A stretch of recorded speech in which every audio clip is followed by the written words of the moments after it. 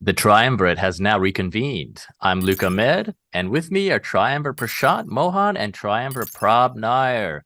These two are very famous people in the certification community. Very Even you famous. also. I'm You are well, I'm more not than us. sure. I'm not sure if I even belong in the video with them. They're known throughout multiple channels. I'm in my own silo, but these guys are known throughout the community. But no one receive award with from CEO of IC2. Everybody can do that. You guys are next. In this episode, the three of us are We, going to we, talk we are about. not we are not a number one author in Amazon for the best Oh, selling book. it's coming. It's coming. You guys' times are coming, and you guys are number one in your own section. I mean, anyone I see who's past this, Prashant and Prab, the names are there. I mean, my name is there too, but you guys are there at a personal level. You guys are there like they know you as a friend, which is more than I can ever say. And also, look at these two handsome guys on the screen. Look at them. Look how handsome they are. They're too handsome for security. I said this is why I don't show my face because everyone's a little bit more handsome than me, and I can't stand that. I can't. They got all the credit. But Oh, triumvirs, you someone guys. is saying with a suit and all that, like This is all just to make zero myself zero look seven, better. yeah, The face is more important. anonymization. Look at these guys. Oh man, I love you guys. You guys are my brothers. Look, in this episode, the three of us are going to talk about how we got started in our security careers, what certification path we took either before our first security jobs or while working in the security industry. I'll go over how I became a network security engineer and the tools, certifications, and knowledge to know. Prashant will go over how he became a security architect and the tools, certifications, and knowledge he had to know. And Prab will go over his role in governance, risk, and compliance, otherwise known as GRC, and go over the tools, certifications, and fundamental knowledge he had to know. After we're all done, we will go over just some wholesome recommendations and advice from us to you, given our years of experience, just things we wish we knew and the mistakes we don't want you to make. Gentlemen, any words before I start us off? It's just good to be back.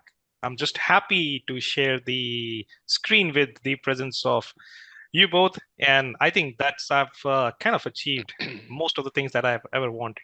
Thank you for having me here.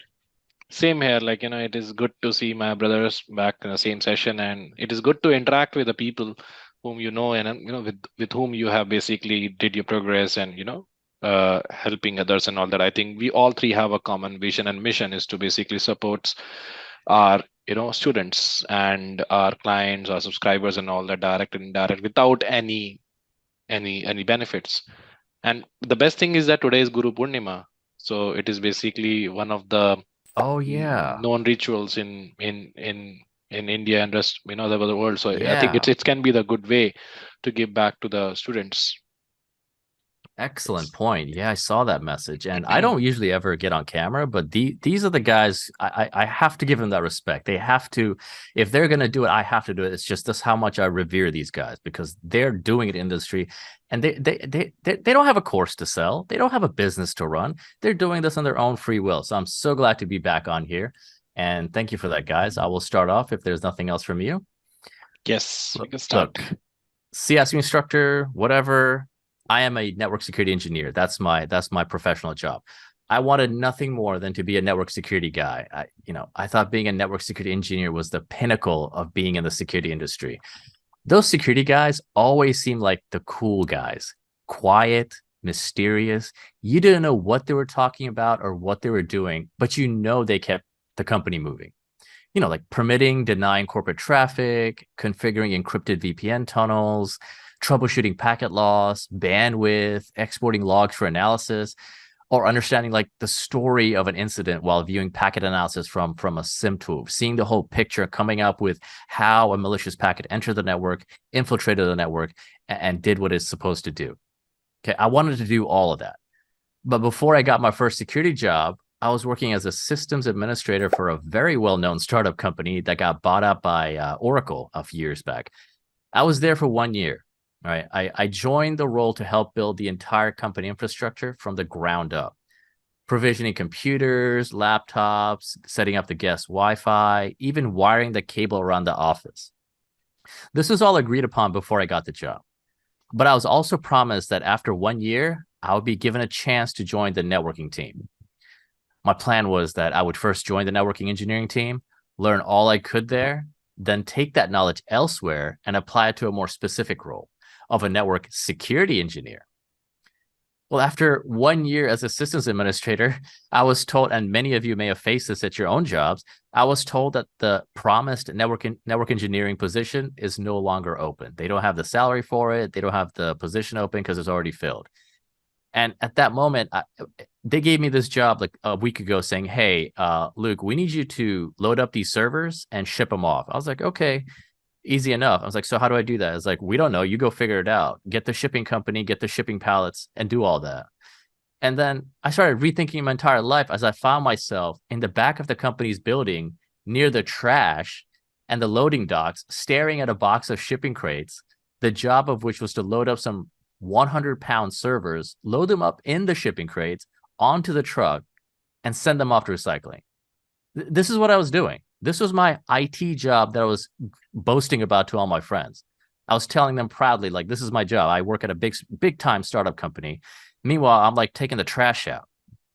At this point, I said, no, I'm not doing this. I didn't sign up for this. I didn't sign up for loading shipping pallets onto a truck. I mean, I did it, but I didn't want my IT life to go this direction. I knew that if I acquiesced, I would be stuck in this job forever. I couldn't settle for that because, so many of us just settle for a job because we like the steady paycheck, not knowing that a bigger opportunity is just on the other side of taking that big risk. So I did something no South Asian person will ever do. I quit that job without having another job lined up. I know, shocking. I know a lot of you are taking a big breath in like, oh my God, what was he thinking? And I did that without any of my parents. My parents were like, what, you don't have another job and you're quitting this one? Are you crazy? Yeah, I probably was, but I was fed up letting others provide direction for my life. And instead of myself, I said, I'm quitting my job. I'm going to take a hold of my career and get this done. While I quit that job, the next day, I focused on studying networking and network security in general. And I wasn't going to stop till my next job was in security. I just told myself that I didn't care. I put in my 2 weeks and quit the next day. And then I bought the Network Plus book. I bought the Security Plus book and started studying those while also looking for security engineering jobs on multiple job boards. And if you guys have looked for jobs, you know that looking for a job is a full-time job. That is a full-time job. It took 2 months before I got a call from MSSP, Managed Security Services Provider. They said my interview would be in 10 days. It was pretty much 10 days until destiny. I couldn't even believe they called me. So for those 10 days, let me tell you, I inhaled that Network Plus book. I inhaled that Security Plus book. I thought if I read those books, I would have at least some sort of knowledge, at least be able to speak in some sort of way at the job interview, at least have a higher percentage of a chance of nailing that job, even though I didn't have any real world experience at all. So I stressed about that for 10 days. Day and night, I studied that book. Day and night, up and down, looking at my bank account, watching the numbers deplete down, just go lower and lower. Well, come interview time for the junior security engineer position, they asked me 10 highly technical questions, and I got all 9 of them wrong. I only got 1 correct, and that question was something simple like explain how to use VI editor in Linux, how to move around the text, and most importantly, how to exit VI editor, since nobody seems to know how to exit VI editor, which is escape, colon, WQ, exclamation point, by the way. It's a running joke of some sort. And I only knew that answer because of my old job where I used to use VI editor. So before the interview was over, I knew I knew that they knew I didn't know much, but I made one last ditch effort. And I said passionately, like I evoked passion in my voice to the technical interviewer. I looked him straight in the eye and I said, if you hire me, I will not stop until I can answer all of those questions I missed, and I'll always give you everything. To join security is a dream of mine, and I will not waste your time. So I left the interview down. I left it depressed. I knew I didn't get the job. But 5 minutes later, driving, the recruiter called me and they said they want to hire you. I'm like, are they crazy? Was the manager at the interview? And I said, then they're going to pay me $20,000 more than my previous job. Look, the only feeling I can compare to this at that time was when I passed my CISSP, right? It was a chance at another life.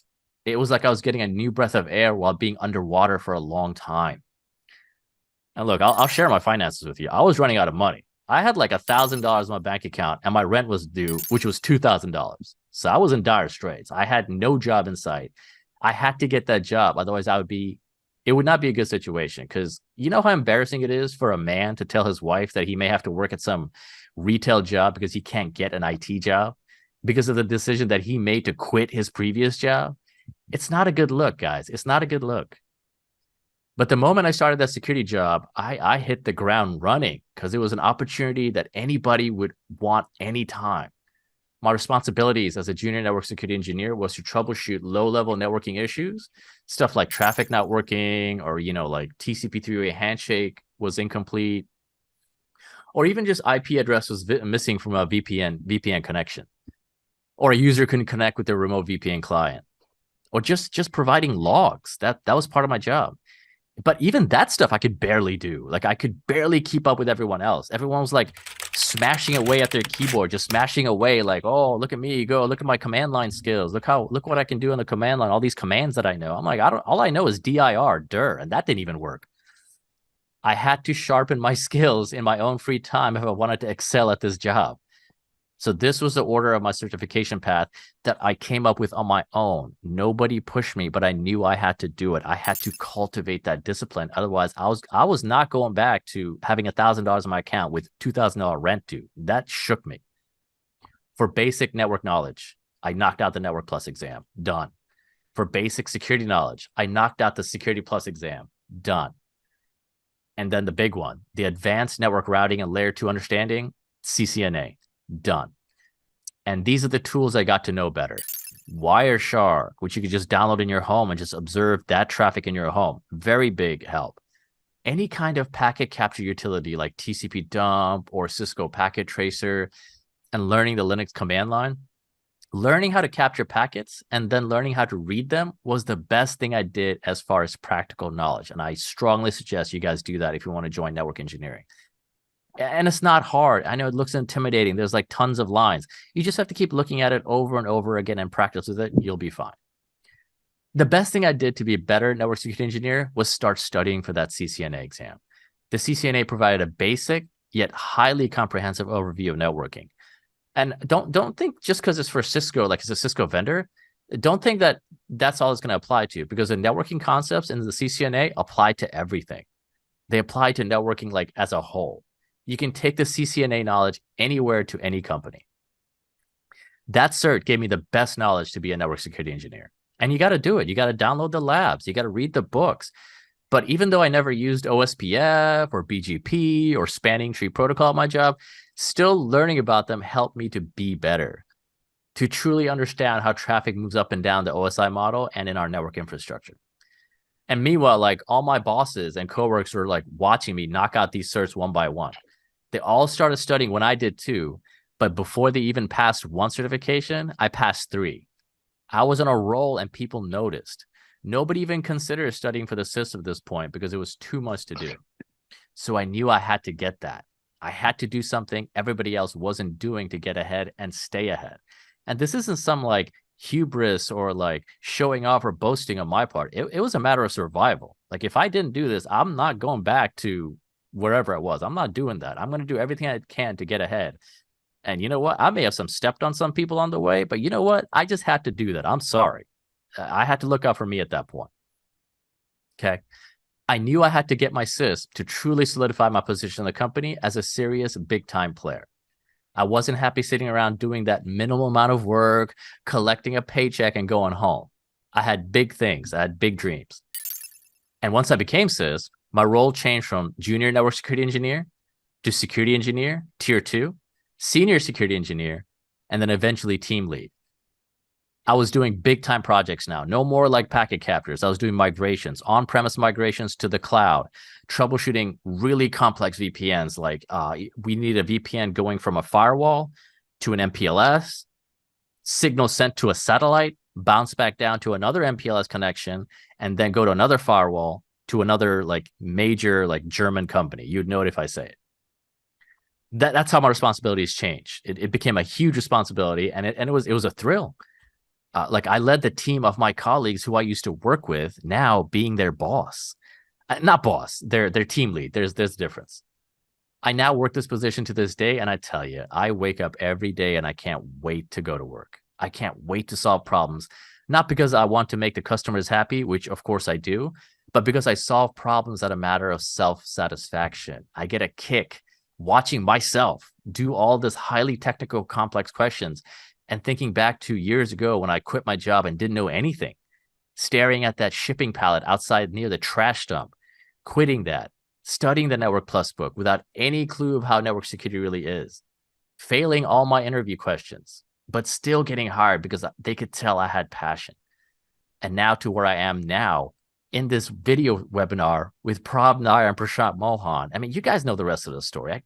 It's crazy. I'm like here now with these guys talking to an audience about, certifications and this and that. And, that's it. It's crazy, guys. It's over to you, Prashant, man. Over to you. Well, that is really inspiring. My story is, I mean, Oh, hats off. no, Hats off, don't do honestly. that. We're Well, it's good to see how exactly when people genuinely they are passionate about doing something, how exactly the the I don't know if I should add a little bit of do it. work towards it, but definitely universe is going to pave the path for you. So that's what I have believed, and that is what you have personally demonstrated for it. My story isn't very inspiring as yours, but definitely it has some of the fun aspects associated to it. But so I got introduced to security way back when I was in college, and kudos to one of my seniors. He himself is a college dropout, and he introduced me to the security when I was in a very early phase of my career. And that time, I'm talking about 2006, 7, when a lot of people were skeptic about security. Nobody knew about what exactly security is. Specifically, if I talk about India. So when I graduated from my engineering and I told my parents that I'm going to go get into something called security, they were scared. They didn't know what exactly I'm going to do with this. One time they felt that if I continue to do this, I might even land up in prison for doing some kind of mischievous Oh my stuff. God. So they asked me what exactly the security is about. I mean, first of all, they felt like I might be guarding some of the gates or maybe ATM rooms or maybe some kind of just like when I say security, the very first perception comes like it's a physical security. So it wasn't. They were not very well informed, and probably not a lot of people. I'm talking about like 15, 16 years ago. So when I told them that I don't want to get a job, I was placed in one of the IT organizations from my college, but I didn't want to join that company because I wanted to do something on my own. And but when you see like again a South Asian story, when you see your peers doing really good in their jobs, your parents want you not to starve to death. They want you to earn money, and they want to have a fully functional job so that you can at least have money. So that what led to me join a company where uh, I was fortunate to land in an organization which gave me a very first project into the security, and over the period of time, I managed to get into different domains of security. So I was really fortunate to work into multiple domains: identity and access management, security operations, and while I was into the security operation, that role requires you to work for 24/7, managing the incidents, managing the security breaches and compromises. So that took a toll on my body. So I wanted to get some kind of a easy job that doesn't require me to wake up maybe in midnight or maybe going somewhere, because that was actually not very good for my health at that point of time. So I got into a role which was a kind of very blue collar audit and compliance. So it was a kind of it was for one of the UK based banks, and there I managed to it was more into uh, auditing one of the internal functions within the banks. And there I happened to get into different roles, like I moved into uh, application management, lifecycle management, then moved into infrastructure security, database security. And that is where I was getting interviewed for one of the roles of for a data architect. And because I had an experience of database, so I managed to clear that interview. But the moment I joined after 3 days, they told me that the position that you were hired for is no longer there. Now they were asking, what should we do? I said, just let me do anything that you can give me. Just don't let me go. Because again, it's the same situation. I don't want to starve. So they asked me, would you do application security? And that is where the entire circle went back from day one, because I started my career into security with application security while I was in college, and that is where I was I was about to open like a kind of a startup with my mentor who introduced me to security, as in it was the entire work was into application security. So I said, yes, I can do that because this is what I've been doing it from my college days. So, and I was working into a project where I didn't had a lot of work because it was mostly into, so the developers used to bring the builds, I used to test the source code and then give the feedback to the developers on the any kind of an application like security vulnerabilities that were identified.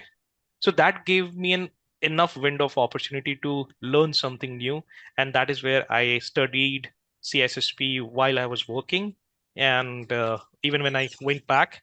So that is where I managed to get a proper like I spent around 4 or 5 months in talking about in learning CSSP, and I simply like I was fortunate to clear that exam, and that is what led to the trust building of the other management people in my organization. And they asked me like, would you want to join a security architecture role? I said, okay, let's do that.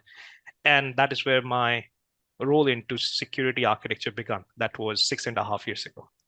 Now, I didn't had any clue what exactly the security architects do. So that is where my core fundamentals of CSSP played significant role, where in CSSP we talk literally everything about security, every domain.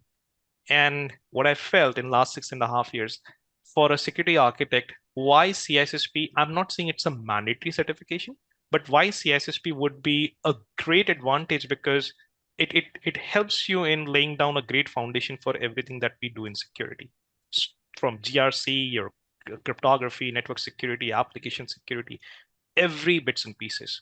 So my role involved in looking into the design of any solution, be it it's on like something that was developed in-house or something that they're procuring from a vendor. It would be an infrastructure solution, mobile device, mobile application, or maybe cloud-based solution, or whatever it is. Because for any security professional, data would remain data. Doesn't matter what industry, what sector you are in. The definitely regulatory aspects are different, but data would remain data. I again have to think about how do I protect CI, getting back to the basics. And that is where it actually helped me a lot. And with CSSP, so my job normally involves like looking into the diagrams, pictures, data flow, connection initiations, how the integrations are happening with the APIs, protocols, how exactly two systems talk to each other, and multiple aspects. I mean, this is something I believe. I've been stuck to security architecture role for last 6.5 years, and I think I can do this for another decade or so because I truly enjoy doing this, what I do. Moreover, why I enjoy doing this, because whatever I've learned during CSSP, I'm being able to implement that in a practical world. So my efforts of clearing CSSP is not going in waste. A lot of people, they go through the certifications and exams. No doubt, the entire credit goes to their hard work, but they might not be able to implement literally everything in their day-to-day job. I think I consider myself really fortunate that I've been able to do that. So that's a little bit of story about how I landed up into the role of security architect. Nice. Thousands of miles away, yet we're all kind of the same, huh, Prashant? And one of the statement which Prashant has said, one of the important thing which is required in moving in this field is required a support of seniors and mentors, because as I said, getting into architect profiles is not an easy job, and getting that opportunity is also not easy job. So definitely, Right. see, one of the statement which Prashant has said, about the, I'm lucky and all that. I don't trust that. I'm not agree on that, because he really put hard work. Because I He deliver one of does. the session in one of his the previous company, and I can see that what kind of an effort he put to groom his juniors. Okay, juniors which is in the company, where I deliver the training, they're appreciating Prashant and all that. So I don't agree on the part when he say I'm lucky, but he put his efforts, and that is how it basically, in returns he got that particular value and all that. He took the new risk. See, it's simple logic. In CSS we say, right, high risk tolerance come with the high risk opportunity, high opportunity, but it come with also a high impact. So it's all about how you take. So when you are in a new learning stage, I always recommend all the juniors, all the freshers and all that, take more risk because you don't have anything to lose. Okay, Yeah. but you Right. cannot take a risk after 15 years. Once you are married, you have liabilities and families and all that. If you're an early age, take risk. Let's learn from the risk. Okay, it can give you opportunity. It can give you return, something like that. So which can be a very useful for you to explore the things. Don't get influenced by the other people. Okay, no, Right. Prashant is CSSP trainer, or Luke Ahmed is a CSSP trainer, so I want to build the same content, I want to be a CSSP trainer. No, Luke like that. Luke passion about something, he doing that. Prashant passion about something, he's doing that. Prabh is passion about something and doing. So you cannot replicate someone's passion. It's come with the Perfect. consistency and all that. That's what how True. it happens. True. Perfect. So if you talk about my story, I always start with one important thing is, in the life, the greatest teacher and learning is called as a failure, because success Yeah. will not teach you anything. Success is the outcome, but failure is something which teach you something. So when it comes to the cybersecurity, I always recommend everyone that in cybersecurity, knowledge is like a air. It is vital to the life. It's like oxygen. Like air, no one should deny it, right? So in cybersecurity, information security, if you're coming mentally and physically, you need to be prepared. One thing is that you need to upgrade yourself every day, because every day is basically required that particular functions and all that. That's the most important thing. Okay.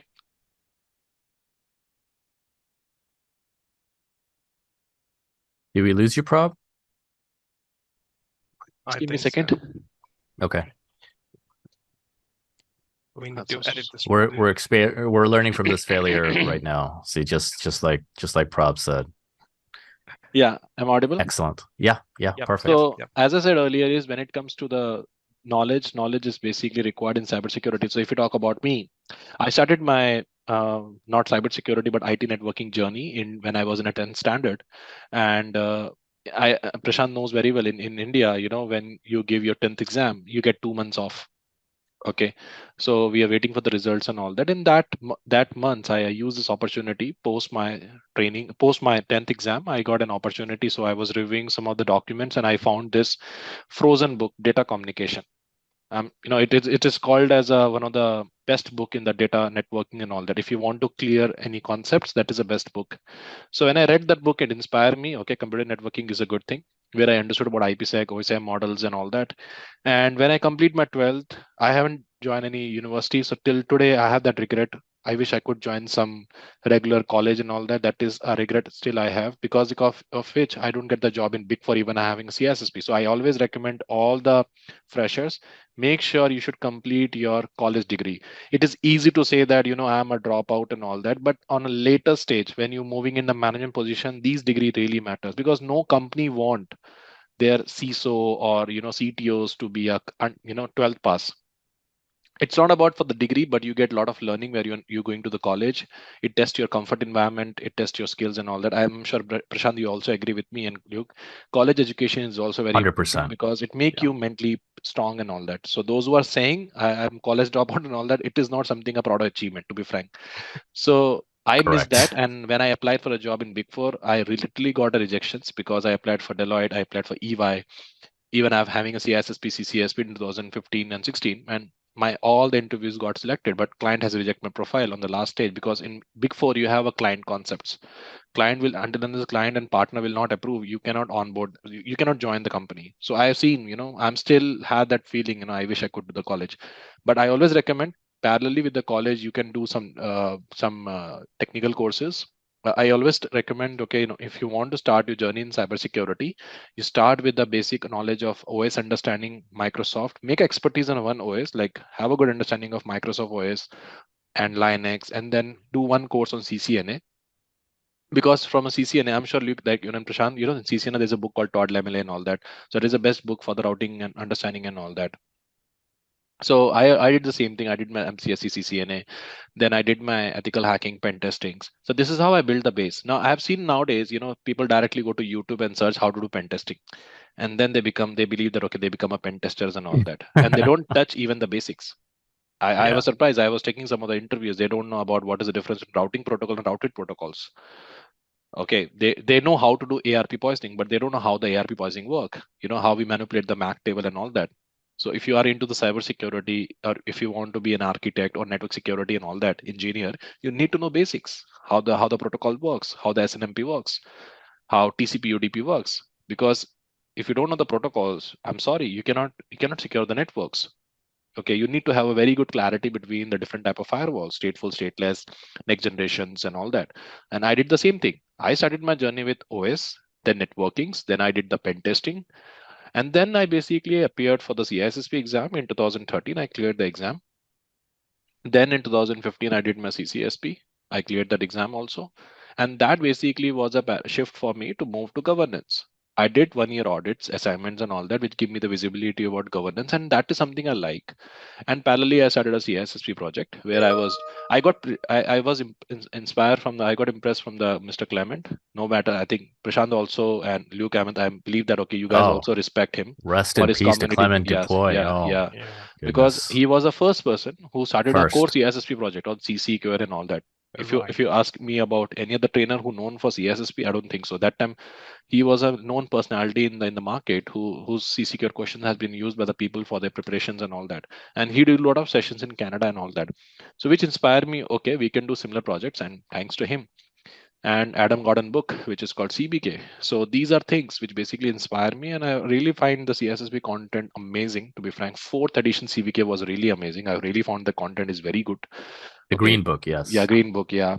Till today, their logics are still testable in the exam. I always recommend. So it's really worth. I think Prashant also read the same book. Yep. Luke also, because that time we have only two options: Sean Harris or Yeah. CSSP CBK. Yeah.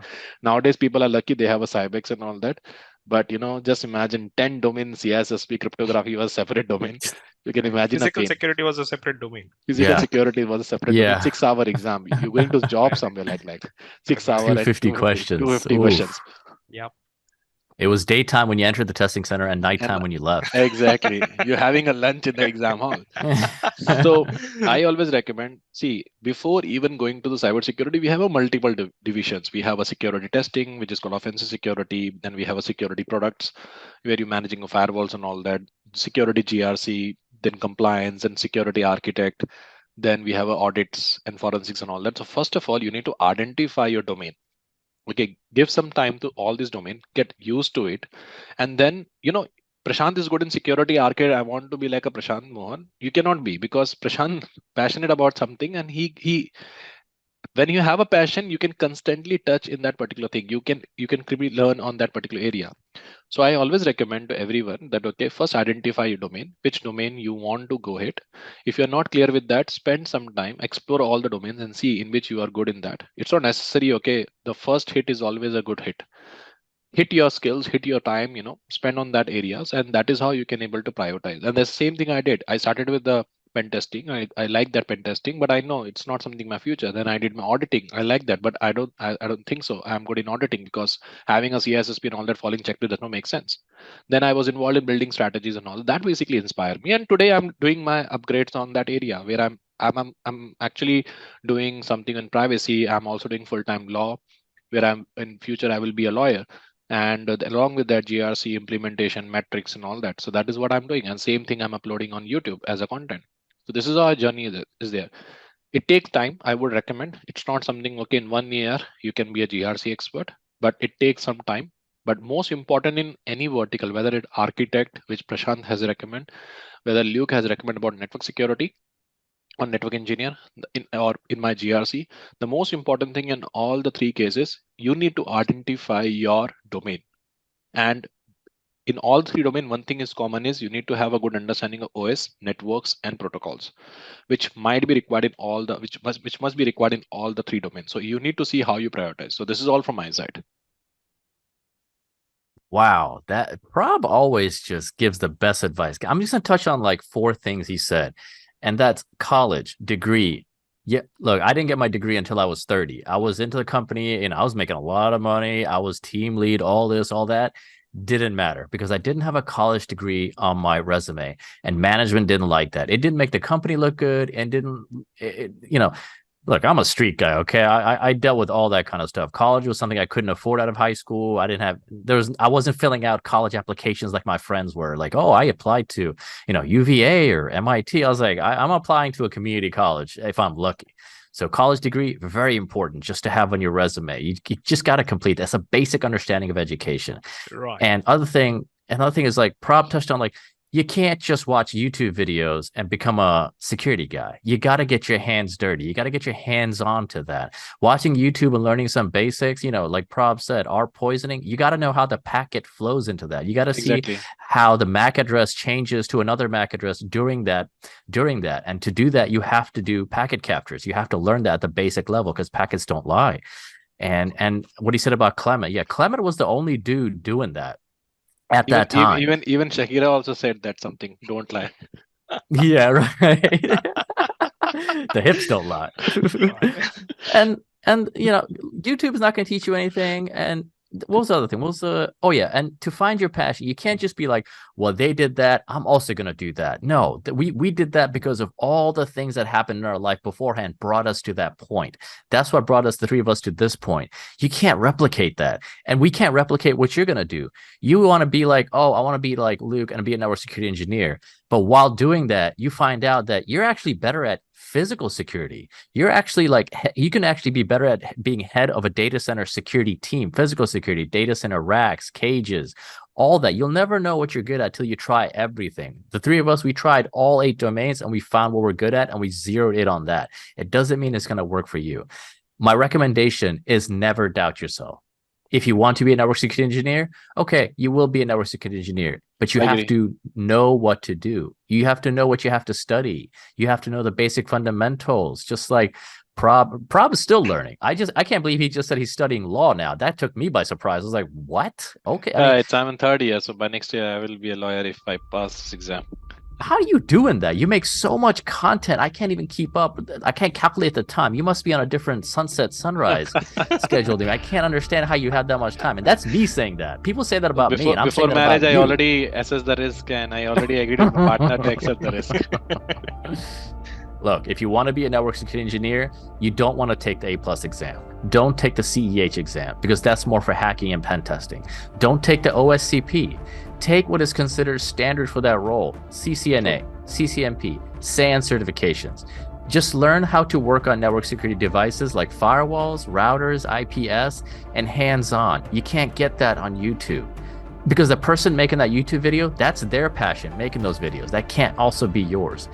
And there's no excuse either because there's never have been more resources to learn anything right now. And I don't mean videos again, like hands-on training, virtual hands-on training. The playing field is now even for all of us. Look at the three of us. This was not the playing field 20 years ago. We took this opportunity and made it ours. We took advantage of the opportunity. We learned our craft with passion, and nobody can stop you if you do that. It's real, guys. It's not just talk. That's how it works. If you convince yourself that you want to be in security, you will be. You just have to keep on believing, keep on being passionate, never stop learning, and never lose focus or belief that you deserve to be here. Otherwise, you wouldn't have stayed and listened to this video right now because you want to be here. There's something inside you that says, yeah, you know what? I belong here. And you push yourself and the rest of the pieces will fall automatically. I promise you that. Prashant, Prabh? I agree. Yeah. Totally agreed. And one book I would recommend if you are into network security. I personally like that book and I always recommend everyone. And now he's a CISO and I'm sure Prashant and Luke know him, Mr. Eric Cole. Oh, yeah. A lot of CISO. So one of the book he wrote is Network Security Bible. I don't know whether you're aware about Masterclass book. It basically talk about the basic concepts and all that. And the best thing about the book is it give a lot of clarity about the topics. So Network Security Bible by Eric Cole. He wrote that book I think in 2002 2003 when he was a CISO. So for the I think NSA and all that. So that is a book I like. And I think Luke is already started a lot of couple of YouTube videos. I will, Luke, one of my student, he got his job based on his your CISSP troubleshooting videos. The one you What? create for firewalls and all that. So if someone is looking from a firewall point of view, network, so your videos is really worth because you talk about Oh, practical wow. aspect and all that. Nice. These kind of things are like it actually provide us a sense of accomplishment of whatever ways we are doing it. You never know how exactly anything that you speak, anything that you say, it's going to help people in what ways. It's truly remarkable. Agree. Yeah. And I I think get, I don't want to reveal some surprises, but I think Prashant is working on something new, and I'm sure it will yeah, basically be yes, a lot of yes. things. Prashant is that guy who never says anything, and then one day he's like, "Oh, guys, I wrote a book, and guess what? It's free." I'm like, "What? What?" Yeah, watch out for Prashant's thing. Prashant, do you have any recommendations? Recommendation. So probably 3 recommendation, and some of them have like taken based on the conversation that we just had. Number 1, if you're looking to start your career with security and you're not sure what is right for me, like Prabh said, identify your domain. And how do I identify my domain? Keep experimenting with yourself, keep on learning, get into a role, spend some time. If you like it, stay there. If you don't like it, move to something else. And at one place, at one point of time, you will find your peace, the way I found with security architecture. So I have been into application security, risk and risk management, auditing compliance, security operations, identity and access management, and privacy consulting, and then I moved into architecture. So, and I've been doing this for the last 6.5 years. Same role, same job, same stuff, but I enjoy doing it every single day because this is what I like. So number 1, finding what is your piece. Number 2, this is for how to become a good security professional. I say this to every fresher. Think like an attacker. It might sound a little pessimistic, but this is a best solution. Think about if you know how you can compromise the data, that is a way you can protect your data. True.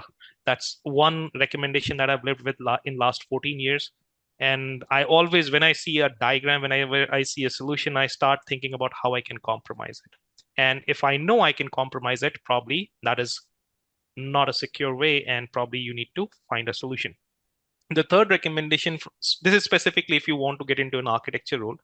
One of the biggest myth about security architect, it's a highly technical role. It is not. You are mostly, or you are closely aligned to the business work as well. So you need to understand how to articulate a very complicated concept in a very basic layman terminologies or very basic layman way. If you're able to articulate these things to the business people, non-security, non-technical people, probably that's going to be very helpful. So soft skill, from a soft skill perspective, you should know how to convey the message properly. That's very effective. Communication is very important. I agree with Prashant, and we have this kind of requirement that okay, if you can able to teach other, it means you know the concept. Yeah. If you're unable to teach, the concept, it means you are not clear with the concept. So that is something of a simple fundamental. Yeah, and can I also recommend to anyone who's maybe caught in this trap? Prashant said you have to be able to talk to management and users and convey in layman's terms. This is a highly sought after skill, and it's developed it's nurtured through empathizing with people, being kind to people, understanding the tough guy routine and being always negative and pessimistic. Oh, that'll never work. Oh, I don't like that. This is going to be the end of the world. Doom scrolling, doom talking. That's not going to do it. The tough guy routine drops at the boardroom because now you're getting paid. Nobody cares if you're a tough guy. Nobody cares how negative you are. And don't make negativity and being angry your personality. You got to be nice and warm-hearted. Let people know you can get along with everyone. Otherwise, that sticks with you. I agree. All right, just like these two gentlemen have. They're very kind. We don't really rehearse these, and I've said it, but we don't rehearse these. We get on and we do it, and we're done. That's it. And we accommodate our schedules. We accommodate our time. Everyone's polite, courteous. That's why I work with these two guys, because I don't get that with anybody else. And that is the most important thing, when we're talking about the overall perspective about your careers and all that, until unless you don't have a visibility overall, okay, you can't, you should, it's not something recommended to be, get into that until unless you don't have a visibility. Don't get influenced by the people. And one more important thing I will add is make at least one mentor, because you cannot, we say confidentiality, integrity, availability. And when you're making a career, integrity is very important. What is the source of information you have? And please trust that mentor, no matter if it's Prashant, Prabh, and Luke or some other. If you basically making one mentor, trust him because he already has the experience. So that's the most important thing, because you cannot learn everything by alone, neither YouTube and all that. For a claim you can say, but definitely required some kind of assistance at one point of time. So mentoring is very important.